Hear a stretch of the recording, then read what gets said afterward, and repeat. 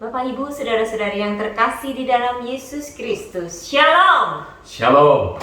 Jumpa lagi bersama acara Sapaan Rohani BPN Pembaharuan Karismatik Katolik Indonesia. Dan saya harap Bapak Ibu semua dalam keadaan yang sehat dan penuh semangat untuk kita memuji dan memuliakan Tuhan. Namun sebelumnya bersama BPK Keuskupan Agung Jakarta, saya mengajak Bapak Ibu semua untuk ikut berpartisipasi di dalam acara ini dengan cara memberikan persembahan kasih melalui nomor rekening yang tertera pada layar Bapak Ibu semua. Dan biarlah dengan persembahan kasih itu, pelayanan kita ini akan semakin berbuah dan semakin banyak orang yang merasakan kasih kuasa Tuhan. Bapak Ibu, saudara-saudari yang terkasih di dalam Yesus Kristus, kita telah diberkati. Kita telah diberikan begitu banyak anugerah dan karunia. Maka pada saat ini, pada kesempatan ini, saya ingin Bapak Ibu semua untuk bersama-sama kita puji Dia. Biarlah segala pujian dan syukur hanya bagi namanya. Kita bersorak-sorai, lambungkan pujian haleluya untuk kemuliaan namanya.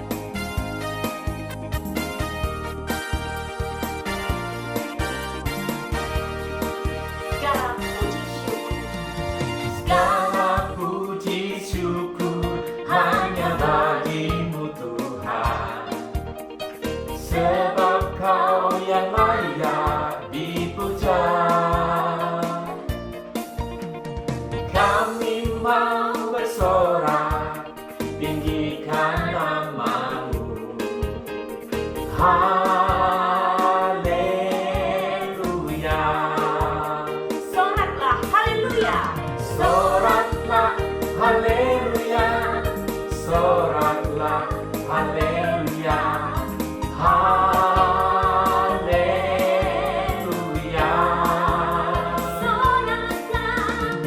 Soraklah haleluya, soraklah haleluya, haleluya.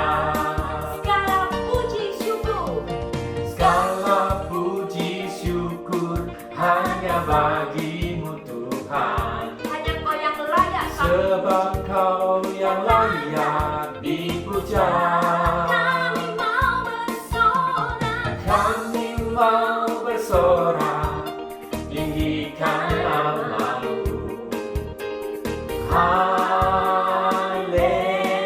Haleluya. soraklah haleluya. Soraklah haleluya, soraklah haleluya, haleluya. Soraklah haleluya, soraklah haleluya, haleluya. Soraklah haleluya. Soraklah haleluya, soraklah haleluya. Soraklah haleluya, haleluya,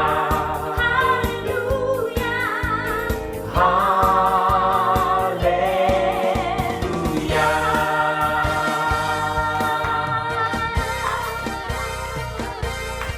Sorak haleluya untuk kemuliaan Tuhan.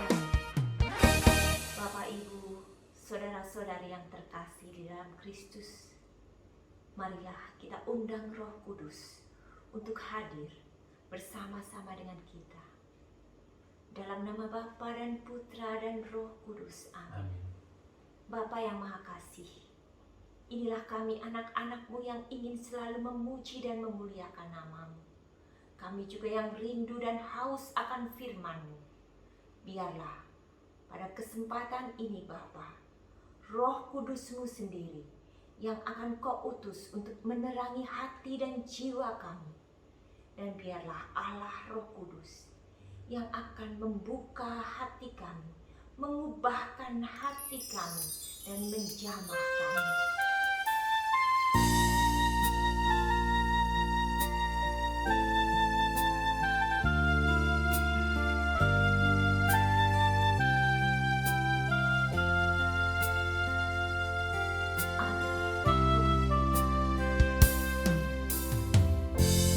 Allah Roh Kudus, penuhi kami. Ku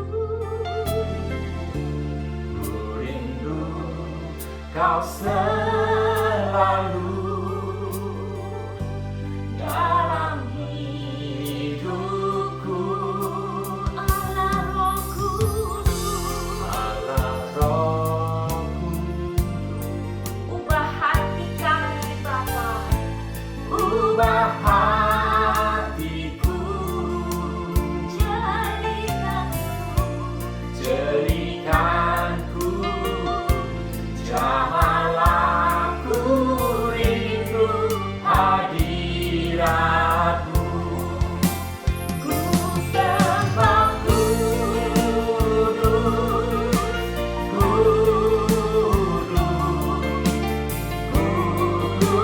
kuduslah Tuhan, dan ku sanjung Kau mulia, mulia bagimu Tuhan.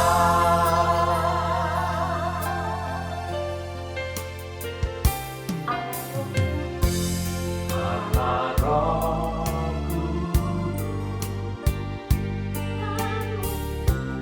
penuhi kami. Ku rindu Kau selalu dalam hidupku. Allah Roh Kudus, ubah hatiku, jadikanku jamah kami Bapa, jamalah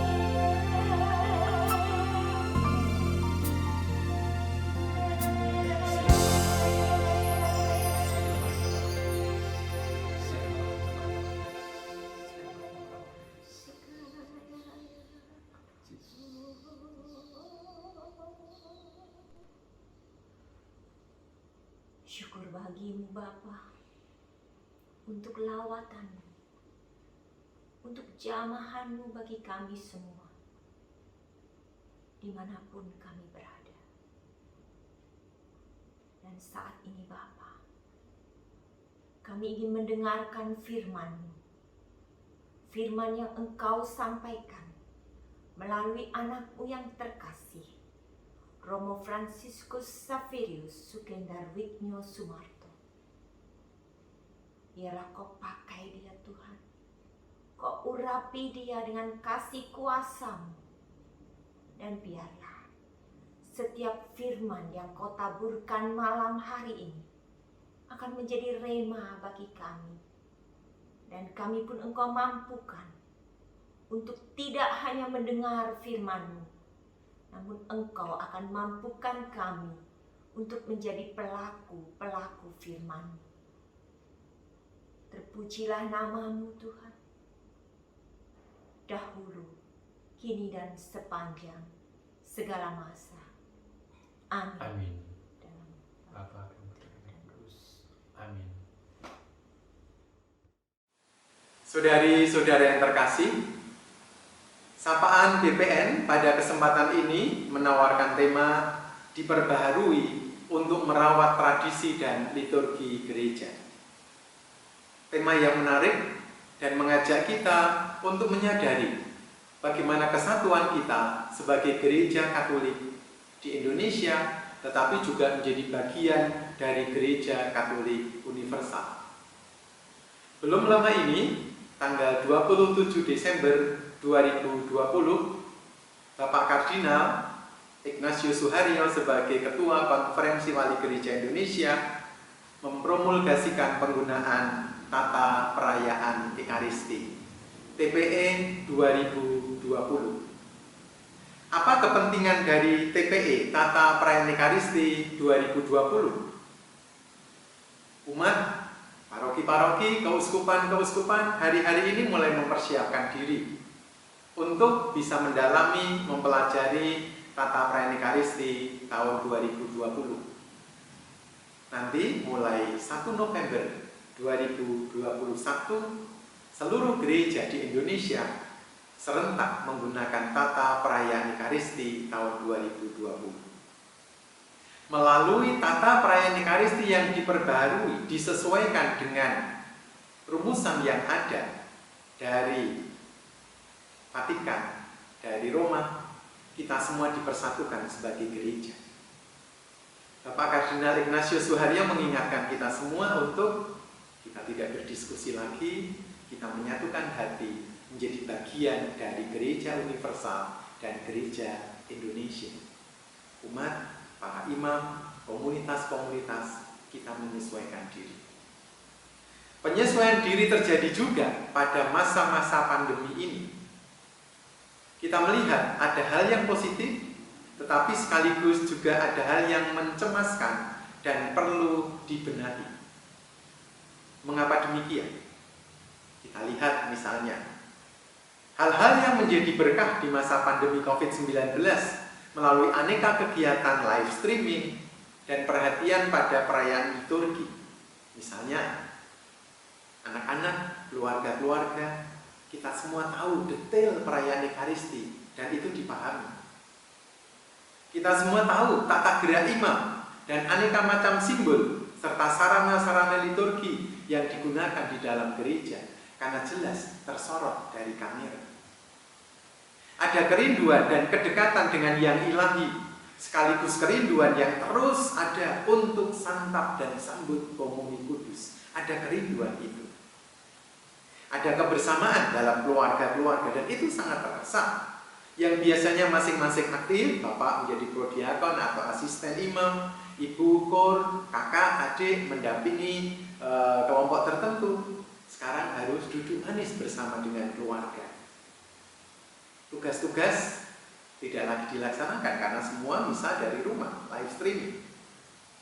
Yang terakhir, sikap nyata saling menolong dalam kiprah orang-orang muda, terutama mereka yang melek teknologi untuk membantu keluarga dan tugas di gereja, kelompok kategori tertentu, atau untuk pelayanan IT. Sangat diperlukan. Dan itulah yang menjadi berkah ketika masa pandemi COVID-19. Selain hal-hal yang baik, yang positif itu, tentu juga ada hal-hal yang mencemaskan dan perlu dibenahi. Apa? Anda semua bisa melihat, bisa merasakan, keluarga-keluarga dan komunitas juga sudah melihat apa yang perlu dibenahi. Saya tunjukkan misalnya 5 hal. Pertama misalnya, orang kadang-kala merasa sudah cukup dengan yang online. Bahkan menjadi penikmat tayang ulang yang sebetulnya bukan lagi online tetapi yang tunda. Ekaristi. Nah, karena malas-malas lalu ya jam berapapun lalu toh nanti masih bisa membuka YouTube lagi untuk ekaristi seolah-olah online. Rasa malas dan mematikan kesadaran untuk membangun paguyuban di antara kita, itu yang terjadi. Komunio umat beriman kadang-kala tidak terjadi. Yang kedua, takut dan tidak mau ribet dengan datang ke gereja, apalagi dengan aneka macam prokes yang perlu dijalani dengan alasan takut tertular atau takut menulari. Yang ketiga, adaptasi kebiasaan baru. Kegiatan kebersamaan serba terbatas dan dibatasi pesertanya. Juga waktu pelaksanaannya harus memakai masker, harus jaga jarak. Jenuh dengan segala sesuatu yang serba online, termasuk boros pulsa. Itu disadari. Yang keempat, segala sesuatu ditampilkan dan kadangkala kurang selektif. Ini untuk teman-teman yang ahli IT, yang kadangkala sesekali tidak hanya fokus ke altar, tapi cari siapa yang agak cantik, yang cakep, yang lucu-lucu kadang-kala. Bukan itu yang dimaksud. Teman-teman muda atau Anda yang kadangkala saya kan sudah aktif di gereja, sudah syuting ini itu, tapi apakah ikut ekaristi? Atau masih sekedar aktivitas luaran saja, belum menyentuh hati?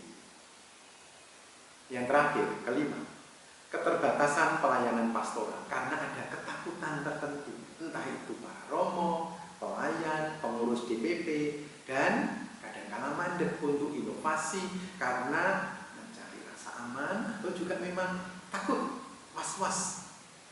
Sehingga pastoral kita belum menjawab langsung apa yang menjadi keperluan umat yang terdampak pandemi COVID-19. Saudari-saudaraku terkasih, amanat konstitusi tentang liturgi yang dibuat oleh bapak-bapak gereja pada waktu Konsili Vatikan II menawarkan kepada kita artikel pertama dari konstitusi liturgi. Konsili suci bermaksud makin meningkatkan kehidupan Kristiani di antara umat beriman, menyesuaikan lebih baik lagi lembaga-lembaga yang dapat berubah dengan kebutuhan zaman kita, memajukan apa saja yang dapat membantu persatuan semua orang yang beriman akan Kristus, dan meneguhkan apa saja yang bermanfaat untuk mengundang semua orang ke dalam pangkuan gereja.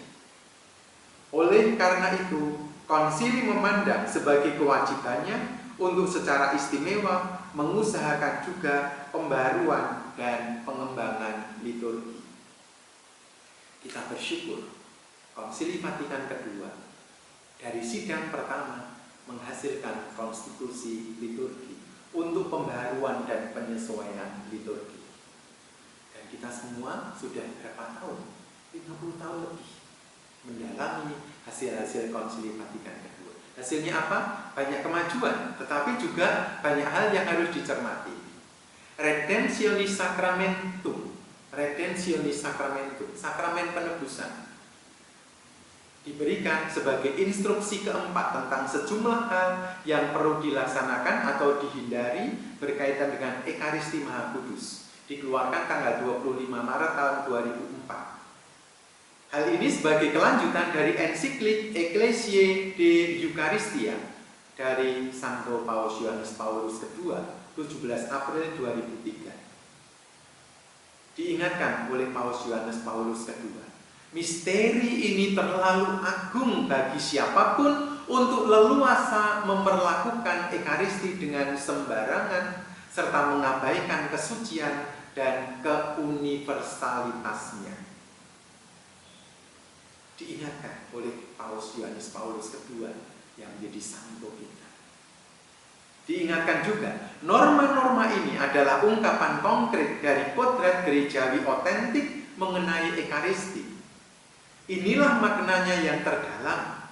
Liturgi tak pernah menjadi milik pribadi perorangan, baik dari selebran maupun komunitas.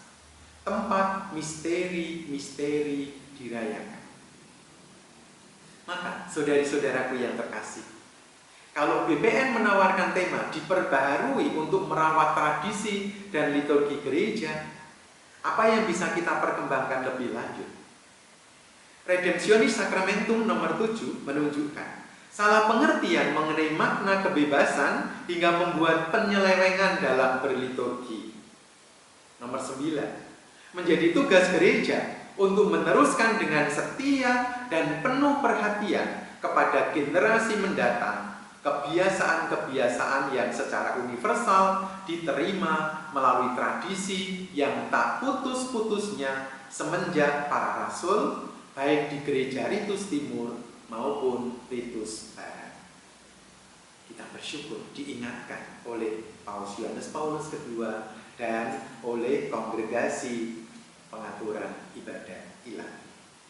Keluhuran misteri Ekaristi yang dipercayakan kepada gereja dan dirayakan oleh para imam dengan kaum awam yang ambil bagian secara nyata sebagai pelayan biasa atau pelayan tak lazim, semuanya ambil bagian untuk keluhuran misteri Yesus Kristus yang dipercayakan kepada gereja. Maka, saudari-saudari terkasih, kita juga diingatkan oleh gereja kita melalui katekismus gereja Katolik. Menjadi orang Katolik itu membutuhkan lex orandi, hukum doa, dan lex credendi, hukum iman. Dua hal lain yang melandasi hidup kekatolikan adalah lex celebrandi, hukum perayaan liturgi, dan lex vivendi, hukum kehidupan dalam beriman kepada Yesus Kristus. Maka baik untuk kita kembangkan sungguh-sungguh menjadi Katolik yang lengkap manakala paham akan rumusan iman Katolik yang diajarkan atau diakui dalam gereja Katolik. Salah satunya dalam rumus syahadat iman Katolik. Rumus iman kepercayaan itu diungkapkan dan dirayakan dalam perayaan-perayaan sakramen liturgi dan 7 sakramen dan ibadat harian, lex celebrandi. Kemudian iman kepercayaan itu diwujudkan dalam hidup sehari-hari melalui hidup dalam Roh Kudus dan dalam tuntunan 10 perintah Allah. Akhirnya kita diulang dan diundang untuk membawa dalam doa lex orandi, utamanya doa Bapa Kami. Itulah yang ditawarkan oleh gereja untuk membaharui iman sekaligus mempertahankannya yang asal. Bagaimana upaya Anda, upaya kita semua? Usaha dan sapaan BPN untuk merawat kesatuan iman kepercayaan Katolik dengan tradisi dan liturgi gereja, utamanya pada bulan Juli ini, bisa mengembangkan beberapa. 1. Aneka kebiasaan dalam doa dan pelayanan PGKK. Dalam doa-doa pujian kita, apa yang perlu diperbarui, apa yang sudah baik. 2. Penataan kembali lagu-lagu pujian dan rohani. Kesan banyak orang, lagu-lagu karismatik banyak diambil dari lagu-lagu milik Protestan atau Kristen. Perlu komponis Katolik untuk membuat lagu liturgi dan lagu rohani yang dipertanggungjawabkan oleh tim musik komisi liturgi, kemudian mendapat Miguel Obstat dari ahli musik dan imprimatur untuk penyebarannya. Ketiga, kebiasaan doa dan pelatihan para pemimpin doa. Struktur doa dan cara doa yang Katolik, inspirasi dari kitab suci, dan sapaan untuk gelar Allah Bapa. Lalu rumus Trinitatis. Hendaklah kamu murah hati, sama seperti Bapamu adalah murah hati. Atau hendaklah kamu sempurna, seperti Bapamu sempurna adanya, dari Matius. Kalau kita diajak untuk murah hati, wajah kerahiman dan belas kasih Allah dipercayakan kepada kita, maka kita mengusahakannya dengan sebaik-baiknya. Terakhir, kita diundang untuk membangun kesatuan dengan gereja setempat, keuskupan, paroki, dan terus mengupayakan yang terbaik. Sadar bahwa gereja selalu diperbarui agar dapat masuk dalam situasi zaman. Paling nyata pada lilin Paskah yang dinyalakan setiap tahun. Selalu berubah tahunnya, namun dengan tradisi yang sama, yakni melalui sengsara, wafat dan kebangkitan Yesus Kristus. Melalui 5 luka-luka Yesus yang ditandai dengan 5 dupa. Seluruh tahun dan masa liturgi gereja adalah lingkup rahmat penebusan Tuhan Yesus yang meneruskan penebusan dan menyelamatkan kita. Kita diperbaharui untuk merawat tradisi dan liturgi gereja. Berkat dan kemurahan serta belas kasih Tuhan menyertai Anda semua, dan kita semua diberkati oleh Allah yang Maha Kuasa, Bapa dan Putra dan Roh Kudus. Amin. Berkat. Sungguh luar biasa firman Tuhan yang telah disampaikan oleh Romo Sukendar Witnyo Sumarto pada malam hari ini. Biarlah dengan firman-Nya kita semakin dibaharui dari hari ke hari. Bapak, Ibu, saudara-saudari yang terkasih, sebelum kita berpisah, saya ingatkan kembali untuk bergabung bersama-sama dalam acara Sapaan Rohani ini setiap hari Kamis dan Sabtu pukul 9 malam. Bapak, Ibu, saudara-saudari yang terkasih dalam Kristus, kita telah mendengarkan firman-Nya, dan kini saatnya kita pergi dan menyebarkan kabar sukacita itu, sehingga semakin banyak jiwa-jiwa yang akan dimenangkan dan semakin banyak jiwa-jiwa merasakan kasih kuasa Tuhan. Aku dengar bisikan suara-Mu Tuhan, dan aku siap untuk menjadi pewarta kabar sukacita.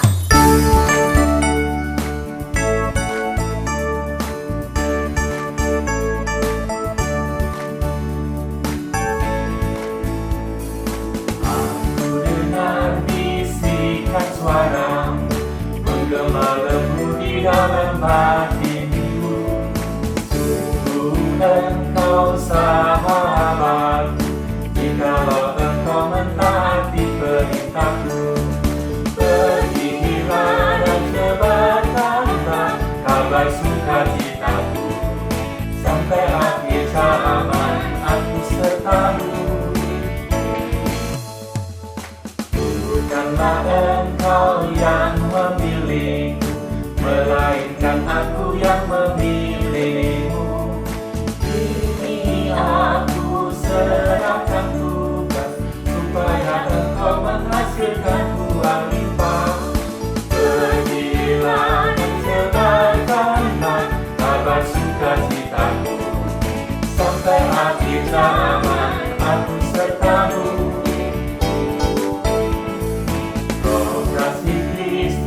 Tolonglah kami menjadi pewartamu yang sejati, menyatukan umat suci, masuk dalam himpunan kawanan domba-Mu.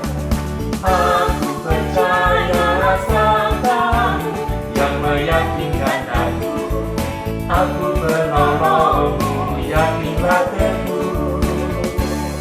Terima kasih dan sampai jumpa lagi. Tuhan memberkati kita semua. Shalom. Shalom.